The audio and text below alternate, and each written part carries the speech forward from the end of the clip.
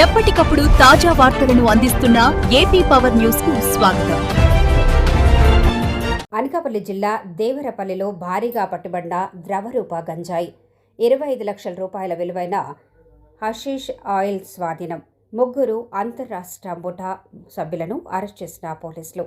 మహారాష్ట్రకు తరలిస్తుండగా చెక్పోస్టు వద్ద దొరికిపోయిన నిందితులు అనకాపల్లి జిల్లాలో గంజాయి స్మగ్లర్ల ఆట కట్టించారు. దేవరపల్లి పోలీసులు మాడుగుల నియోజకవర్గ పరిధిలో అక్రమంగా తరలిస్తున్న భారీ ద్రవరూప గంజాయిని స్వాధీనం చేసుకున్నారు. శ్రీరాంపురం చెక్పోస్టు వద్ద ఎస్ఐ సత్యనారాయణ ఆధ్వర్యంలో పోలీసులు తనిఖీలు నిర్వహిస్తుండగా బైక్పై వస్తున్న ముగ్గురు వ్యక్తులు పోలీసులను చూసి పారిపోయే ప్రయత్నం చేశారు.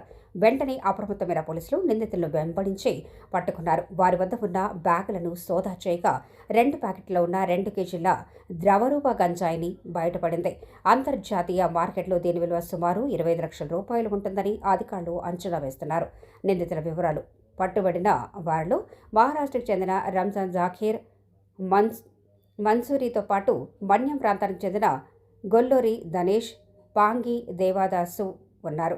వీరి నుంచి గంజాయితో పాటు ఒక ద్విచక్ర వాహనం, 3 సెల్ ఫోన్లు, నగదు పోలీసులు సీజ్ చేశారు. నిందితులను చోడవరం కోర్టులో హాజరుపరచగా న్యాయమూర్తి వారికి రిమాండ్ విధించారు. ఏజెన్సీ నుంచి ఇతర రాష్ట్రాలకు ఈ ద్రవరూప గంజాయిని ఎలా సరఫరా చేస్తున్నారనే కోణంలో పోలీసు విచారణకు వేగవంతం చేశారు.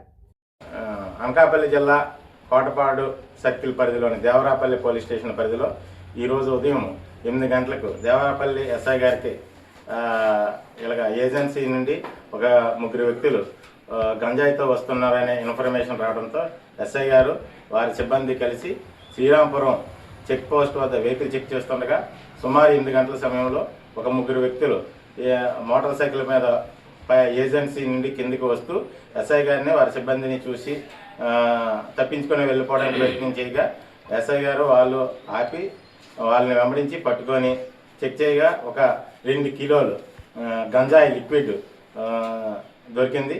దాని విలువ సుమారు 25 లక్షలు ఉంటుంది.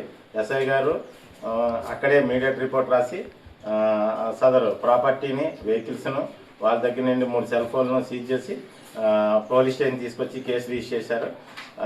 ఇప్పుడు ఇన్వెస్టిగేషన్లో ఉంది. వాళ్ళని అరెస్ట్ చేసి చోడవరం కోర్టుకి రిమాండ్ పంపిస్తాం.